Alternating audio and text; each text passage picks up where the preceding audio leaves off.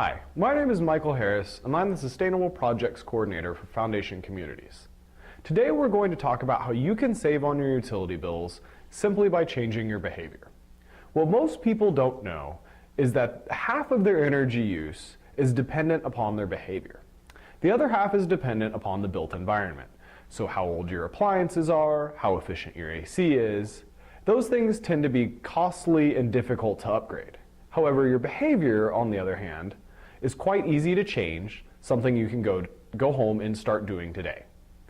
You can save as much as 30% on your annual energy use simply by making a few changes in how you live your life. The first thing we're going to talk about today is energy. The pie chart that you see on your screen shows the average energy use in an American home. As you can see, the largest section of that pie chart is heating and cooling. Here in Texas, the largest section of that would obviously be cooling, especially here in our summer months. So whenever you think about your energy use, the most important changes you can make are at your thermostat, because that has the largest impact on your overall bill. The first thing we're going to talk about is thermal comfort. And the idea of thermal comfort is how you feel at a given time. So whenever I teach this class, one of the questions I always ask people is, what temperature do you set your AC to? And without fail, everyone in the class can always tell me a temperature that they set their AC to: 72, 74, 76. And then I ask the class, when was the last time you tried adjusting this temperature up or down in order to save money? And most people just give me a blank stare. That's because we get stuck in the idea that I'm comfortable, my thermal comfort is tied to a certain number, when in actuality, your thermal comfort is tied to many different factors. So for example, say you have your AC set at 72. However, your thermostat's in the living room and your bedroom's in the back of the house. The bedroom is closer to the AC, so it's actually cooler than 72. So maybe you could set your AC a little warmer and still be comfortable in your bedroom sleeping at night. Or maybe you're cooking in the kitchen. The kitchen has a ceiling fan. You could turn the ceiling fan on and feel more comfortable in the kitchen while being able to turn your AC up. The problem with your AC is that it's not very efficient. It cools each room in the house equally when we're typically only using 1 or 2 rooms at a time. It's a lot more efficient to do anything you can to turn your AC up and still remain comfortable. What I recommend for people is to try and adjust their thermal comfort. And the way you do this is simply by moving your AC up 1 degree at a time and giving yourself a couple of weeks to get used to it. So if you're typically comfortable at 72 degrees, try adjusting your AC to 73 and then waiting for 2 to 3 weeks. Once your body has gotten used to this, bump your AC up to 74. Keep doing this until you're actually uncomfortable. A lot of times people turn their AC on to avoid discomfort rather than actually waiting to turn their AC on until they're uncomfortable in their home. By moving your thermal comfort up, you can make drastic savings on your bill. A good rule of thumb is that for each degree you can save 1% on your bill. So if you typically leave your house at 72 and you gradually bump it up to 77, that 5-degree savings could be 5% on your yearly energy costs, which whenever you total out is a pretty substantial number. So another thing to consider is that if your heating and cooling is the largest energy user in your home, you want to make sure that that air-conditioned air actually stays inside your home. When your home is first built, it's pretty well sealed. The windows and the doors are all seated in place. There's weather stripping and caulk put around them, and air is not moving from inside to outside or outside to inside. However, over time, buildings shift, materials expand and contract, and you'll start to see gaps open up around windows and doors. If you can see light around a window or door, or feel air movement, that means that there's a gap there that needs to be sealed. This is simple to do. If you live in an apartment, all you have to do is put in a work order asking your maintenance to come and repair these gaps. If you're a homeowner, go to Home Depot, pick up some basic weatherization supplies, and spend 15 to 20 minutes on YouTube looking at how-to videos on weatherizing your home. This is a cheap and easy fix you can do and not a service you should go out and pay money for. Again, this is another little change that can drastically reduce your energy bill, especially if you have any large penetrations to the outside. So after this class, go home and look for any gaps you have around your windows or doors. Pull up the blinds on those windows you haven't opened in years and make sure that there's not any gaps that have opened up in time. Look around your front door especially. Make sure that the weather stripping hasn't cracked or fallen off. A lot of times the weather stripping cracks and falls off and people don't notice or they don't think it's important, yet it can make a huge difference in how cool or warm your home is. The final thing to consider with energy is something known as a plug load or a vampire load. What this is the energy that your electronics use whenever they're plugged in but not turned on.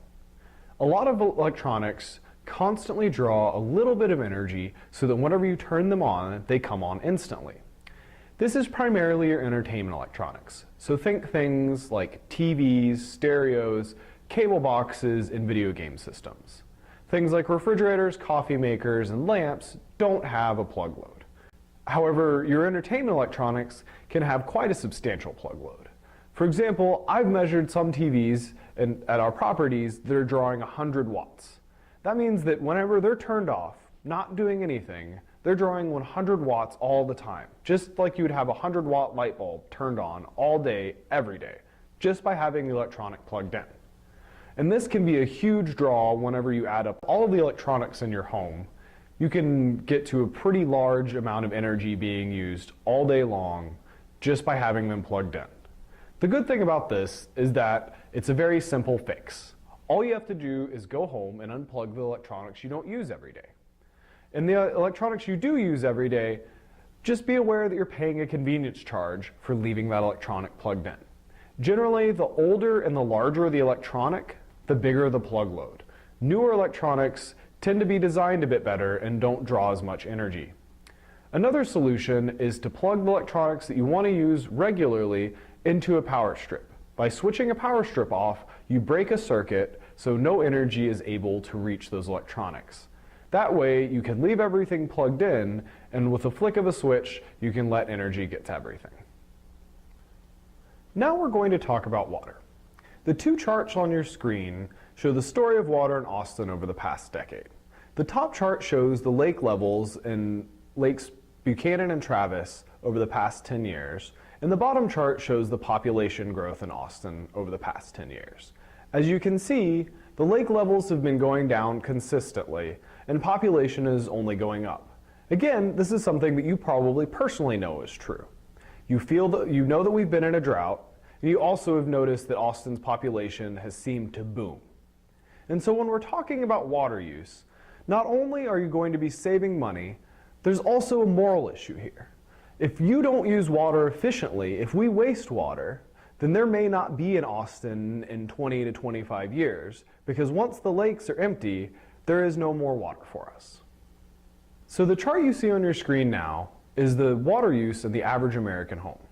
Unlike your energy use, your water use is more evenly distributed among different categories and more dependent on your behavior. As you can see, toilets, showers, and clothes washers make up the largest water users in your home. However, depending on your behavior and the condition of your unit, different categories are going to become your largest concern. One of the things I think is interesting about this chart is that leaks make up 14% of the average water use. That's a huge amount of water that's simply being wasted. Even a small, slow leak can add up to a lot of water if it's going day after day, week after week. So that's the first water saving tip. If you have leaks in your home, report them to your property management or fix them yourself, because they add up really quickly.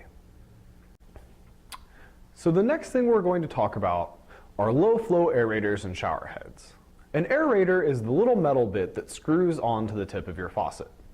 Without an aerator on, your faucet would put out 3 to 5 gallons per minute of water. With an aerator on, that number is restricted to something much lower, such as 1.5 gallons per minute, even as low as 0.5 gallons per minute. With a shower head, most low flow shower heads are 2 to 1.5 gallons per minute. It's important to make sure that you have aerators installed on all of your faucets and that they are low flow. Many times, even with an aerator on, you won't notice the reduction in water coming out. For example, in your bathroom, all you really ever do is wash your hands or get a toothbrush wet. The difference between 2 gallons a minute of water and 0.5 gallons a minute is not something you'll actually notice, but it is a huge water savings, especially once you look at it over time. The same thing with your shower.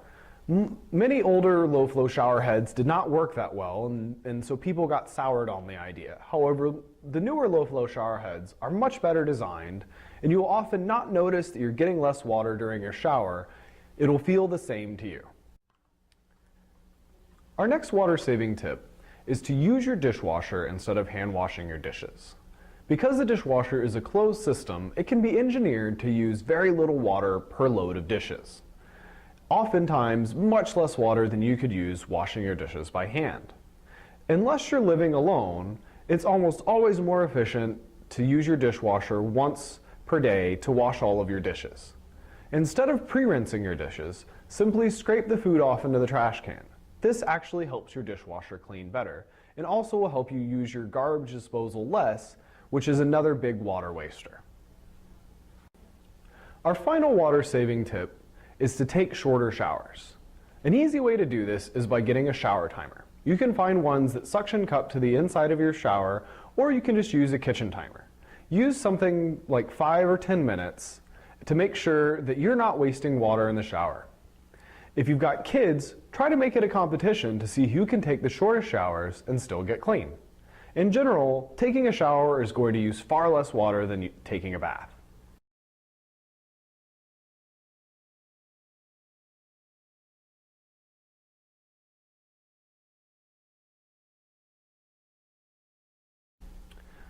So the next area we're going to talk about is indoor air quality.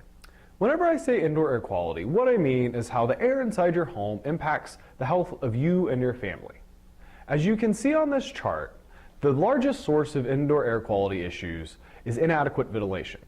Remember back when we were talking about energy and we were talking about how you wanted to keep the air inside your home?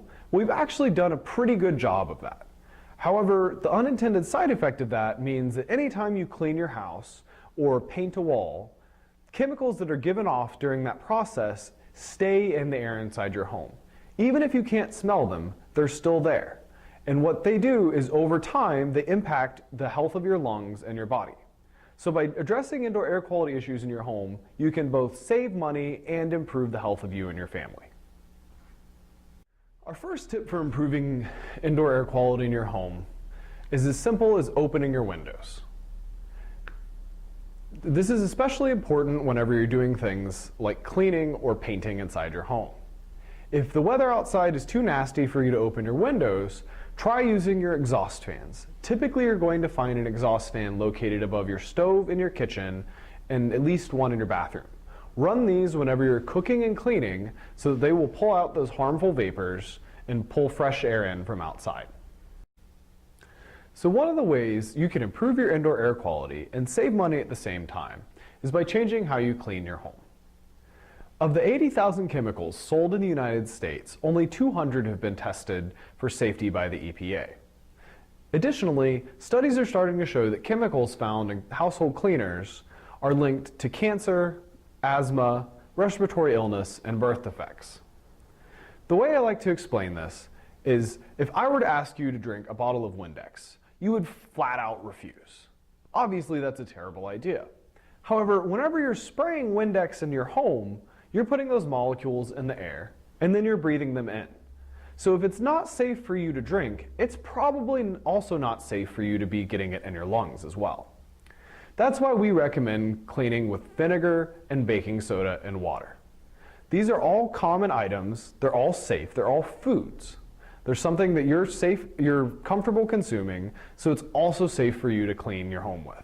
One concern that people have with green cleaning is that it's not going to be effective. And what we found is that actually most of your cleaners are too powerful for everyday cleaning. Your home is not a hospital. Every surface does not need to be totally free of germs, and more importantly, every surface cannot be totally free of germs. So whenever you clean with vinegar and baking soda, you're going to get your house clean to a safe level, but you're also not going to be impacting or harming your health by using chemicals that are potentially unsafe. Another great thing about green cleaning is that it's much cheaper than buying conventional cleaners. If you think about the number of cleaners you have for your home, you have a kitchen cleaner, a bathroom cleaner, a tile cleaner, a toilet cleaner, a countertop cleaner, something to mop with. And all of these things can be replaced by two simple, cheap, and effective things that are found in your grocery store. We know that starting with green cleaning can feel a little bit overwhelming. So we're going to show you a couple of common things that you can clean with both vinegar and baking soda in order to simplify it a little bit for you. First, we'll start with vinegar. Some great things to clean with vinegar are glass. Simply use a solution of vinegar and water. You can clean your countertops with a solution of vinegar, water, and essential oils to add a nice smell. Vinegar is also great for cleaning things like your bathtub or any surfaces that need a mild disinfectant. To mop your floor, you just mix together water and vinegar and use it as you would a normal mop solution. Baking soda can be used anywhere that you would use a scouring powder such as Ajax or Comet. You can scrub your kitchen sink with this. You can scrub your bathtub or toilet. Baking soda is great because it also has deodorizing properties, and it also will pull up oil stains from carpet. So the final thing we're going to talk about with indoor air quality are air fresheners. Air fresheners have gotten massively popular over the past decade, and unfortunately, almost every air freshener can be linked to a negative health impact. What a clean home should smell like is nothing at all. It should not smell like apples or vanilla or ocean breeze. It should smell like nothing. And what we've gotten used to is everything smelling very strongly all the time. The way I like to compare this is to think about someone going on a no-salt diet. If you go on a no-salt diet, at first, everything is going to taste really bland and terrible. But over time, your taste buds will get adjusted, and gradually food will start to taste good and normal again. And then if you were to try something salty, such as French fries or potato chips, they would taste incredibly salty to you. And almost too salty. It's the same way with air fresheners. We're so used to having air fresheners around all the time that we are immune to how strong these smells actually are. However, if you cut out the use of air fresheners, over time you're going to start to notice that a clean smell is no smell at all, and that if you are around air fresheners, they will smell way too strong and possibly give you a headache. The final topic we are going to discuss today is waste. The items you see in front of me are items you will find in your typical waste stream at home. There are 4 types of waste we will discuss today: reuse, recycling, household hazardous waste, and landfill waste. Let's start with reuse. Items like old t-shirts, books, and old toys can be donated. You can donate items like this at a Goodwill location near you. Next, let's discuss some of the items that you can recycle. In Austin, we have single stream recycling. That means all of your recyclable items can go into a single container. To begin, most plastics can be recycled. Plastic bottles or microwavable food trays are items that can go in your single stream recycling bin. Most metals can also be recycled. Aluminum cans and tinfoil can go in your single stream recycling bin. Glass can also be recycled in your single stream recycling bin. Glass bottles or glass jars are included in this list. Finally, most paper products can be recycled. Cardboard, paperboard, magazines, and mail can be in your recycling list. Next, we will discuss household hazardous waste. Hazardous waste includes items that you cannot put in your recycling container and must be brought to a household hazardous waste facility. This can include items like batteries, old paint cans, chemical cleaners that you have at home, and CFL light bulbs. To find a household hazardous waste facility, you can look online for locations and drop-off times. Finally, we will discuss landfill. This should be your smallest pile, items that cannot fit into any of the other categories. Items that go in your landfill can be single-use plastic bags and styrofoam. In this case, you can recycle the plastic top and throw out the styrofoam container. For a comprehensive list of items that you can recycle and items that must go into the landfill, visit the website that you see below. Thanks. So that concludes our presentation. By changing some things in these 4 key areas, energy, water, indoor air quality, and waste, not only can you save money, but you can also improve your health and the health of the environment by making a few simple changes to your behavior.